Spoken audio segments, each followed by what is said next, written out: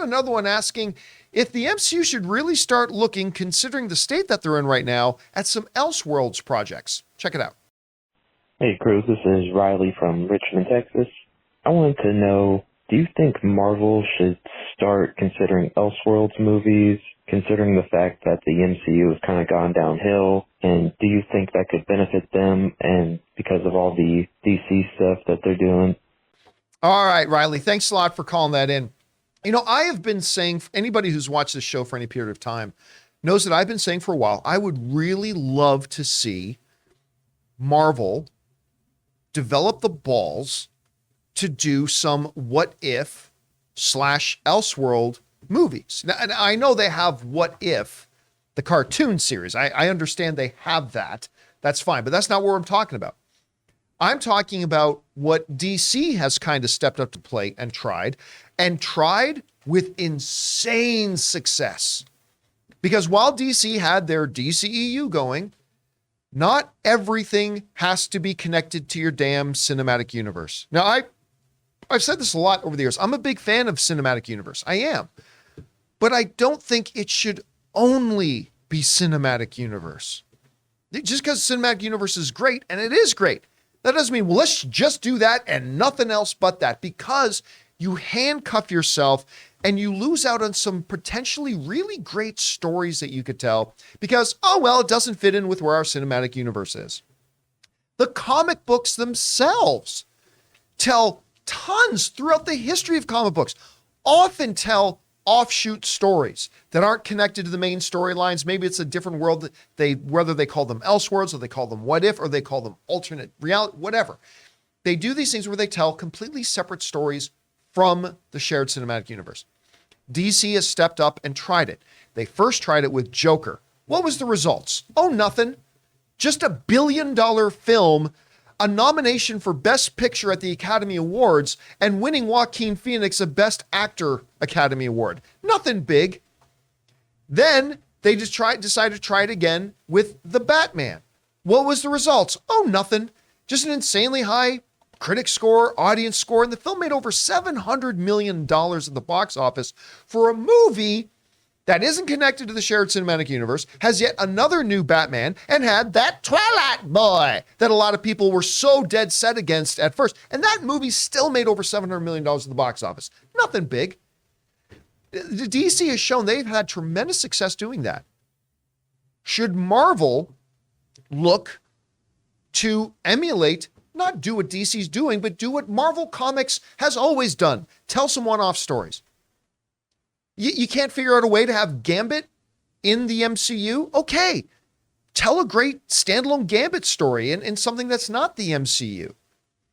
Maybe you have a great idea for a story for, I don't know, just argument's sake. I'm just pulling this out as an example. A Black Widow story. So, well, Black Widow's dead in the cinematic universe. All right.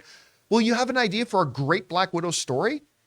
Cast a new Black Widow and just say it's a different reality. It does not a part of your, I'm not talking about multiverse, because that's still part of your shared cinematic. I'm talking about a true, completely separate story. DC has done it and it's worked. The comics have done it and it's worked. I don't know why Marvel is so damn scared of trying it. It almost seems like they're terrified that anything they do that isn't completely tied into their shared cinematic universe can't possibly work. It can. They have so many great characters and so many great storytellers. I think it would be great. Now, Riley says, well, considering that Marvel's kind of going downhill right now, and I don't believe that Marvel's going downhill. I believe they're having some struggles right now. They're facing some adversity. I do believe that. I believe Phase 4 was the weakest of the phases so far, but I do not believe Marvel's going downhill. But still, they have had some struggles. Considering the struggles, should they really be looking at doing Elseworlds movies? Here's the problem. If you're not making great movies, making another not great movie that happens to be an Elseworld movie isn't going to help. The thing about the Batman and the Joker that made them work wasn't the fact that they were Elseworlds kind of movies. It's the fact that they were great movies. And that director. Ugh. And that handsome director. Very handsome director. So that's the thing. It's not the formula. Again, us film fans, we're always looking for formula. It's not the formula. It's the matter of just making a great movie. And right now, I think Shang-Chi was the last great Marvel movie. I mean, it's all a matter of perspective and opinion, yes. I quite like Doctor Strange and the Multiverse of Madness, although I didn't think it was great. But I quite enjoyed it. I liked Thor, Love and Thunder. Well, I had a lot of issues with it, and it's a very divisive film. I did not like Ant-Man and the Wasp: Quantumania. So, I think maybe Shang-Chi was the last one that was great. If you're not going to make a movie great, it doesn't matter if it's a part of shared cinematic universe or an Elseworld thing or whatever. Doing an Elseworlds movie is great to just mix it up and diversify your offerings. But at the end of the day, you still have to have a great quality thing. And just saying something is not in the shared cinematic universe does not automatically make it a great movie. They got great filmmakers and great storytellers over at DC to make a Joker movie, and great filmmakers and great storytellers and great performers and great scripts to make the Batman movie, whether it's in cinematic universe or not.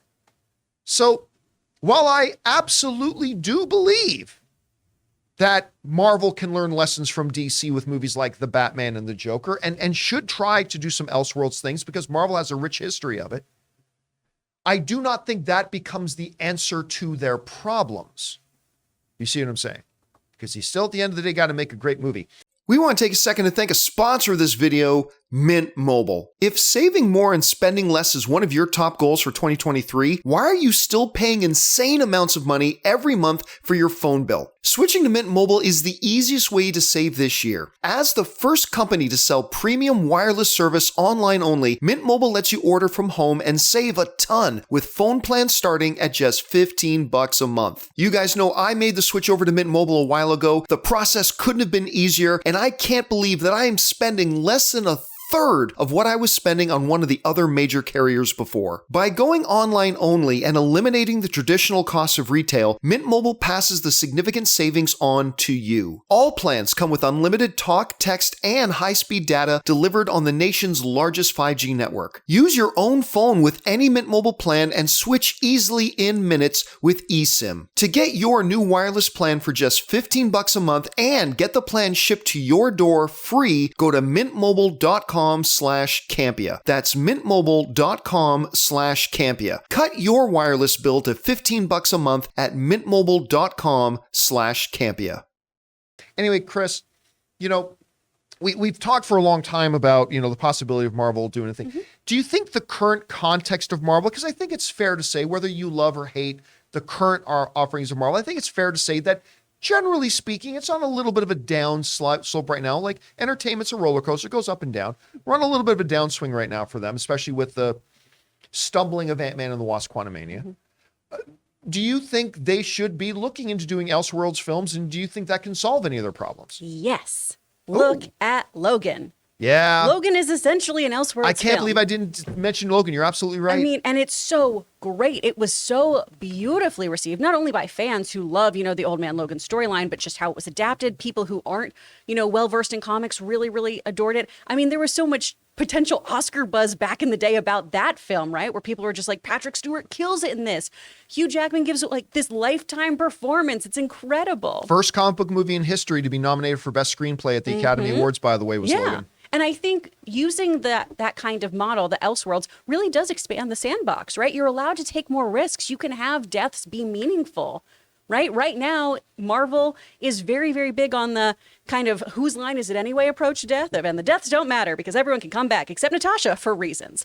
So I really think this could allow you to do so much fun stuff. We already kind of have this with What If, but then that ended up having a through line, right? Where things were connected and we had this bigger story. And I think it'd be really fun to just do standalones. It's something Rob and I talked about ad nauseum on Weekly Hero of we would love Marvel and DC to just do movies that are just a one and done, self-contained kind of world so they can really, really push the envelope with their characters and have ramifications that last and also aren't tethered by other things of having to connect 5 movies away from now. I think it would really, really change the game for them.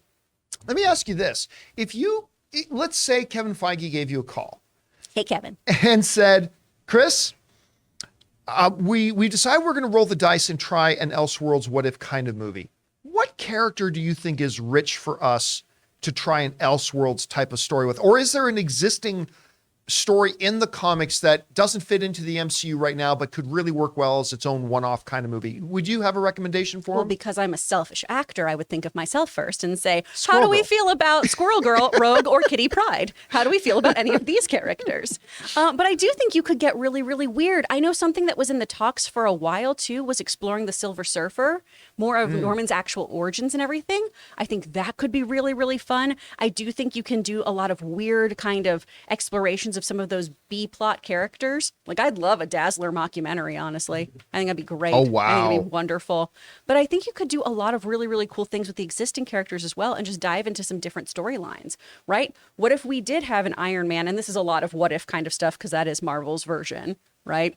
What if we didn't have a very, very proactive Pepper Potts and we really delved into Demon in the Bottle and we have Tony Stark lose everything and just really, really falls down that rabbit hole of alcoholism? What if he turned, towards a more warmongering kind of profiteering thing? What if he let Obadiah Stane really help control his life? There's a lot of stuff you could do here that could be really interesting character explorations. All right, guys, the question is for you. What do you think about this? Do you think Marvel should start exploring the ideas to do some Elseworlds thing? Maybe you think that, listen, they have so much stuff going on in the MCU, they don't have time to do anything other than the shared cinematic universe thing. Maybe you got some characters that you think could really have some great standalone one-off movies. Whatever you guys think, jump on down to the comment section below and let us know your thoughts.